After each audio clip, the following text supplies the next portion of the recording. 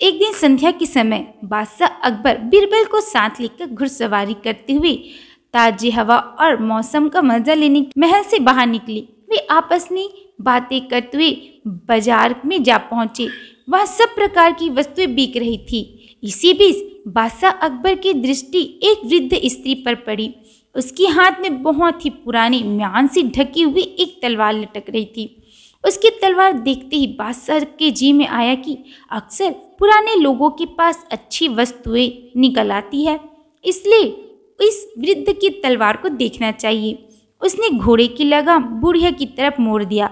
जब घोड़ा उसके समीप पहुंचा तो बादशाह ने उस वृद्ध स्त्री से पूछा, यह तलवार लेकर तू शहर में क्यों खड़ी है?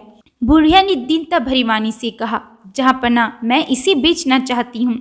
यह तलवार बहुत दिनों से मेरे घर में पड़ी हुई थी। आज बड़ी गिरी अवस्था को प्राप्त होकर और कोई दूसरा सामान न रहने पर इसे बेचने के लिए मैं बाजार में आई हूँ। बादशाह अकबर उससे से तलवार मांग उसे म्यान से निकाल कर देखने लगे। वह एकदम खराब हो गई थी। उस पर जंग का गहरा पर्दा पड़ गया था और उसकी धार भी कई जगह से टूटी हुई थी। बादशाह ने बुढ़िया की तलवार को ज्यों का त्यों लौटा दिया।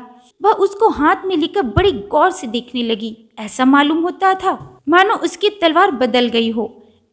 इसको ऐसी भौचक सी हुई देखकर बादशाह ने पूछा, क्या बात है, तेरी तलवार बदल तो नहीं गई ना?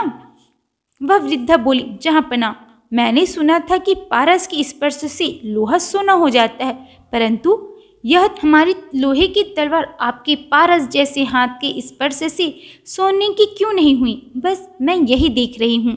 बादशाह अकबर वृद्धा की इस उत्तर से बेहद प्रसन्न हुए और उसको उसकी तलवार के बराबर सोने देने की आज्ञा दी।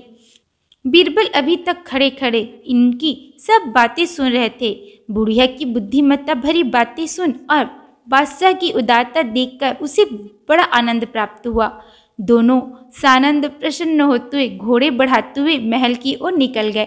तो आज की कहानी में बस इतने ही। अगर आप लोगों को मेरा ये वीडियो पसंद आए तो लाइक सब्सक्राइब जरूर करें। मिलते अगले वीडियो में। Bye bye.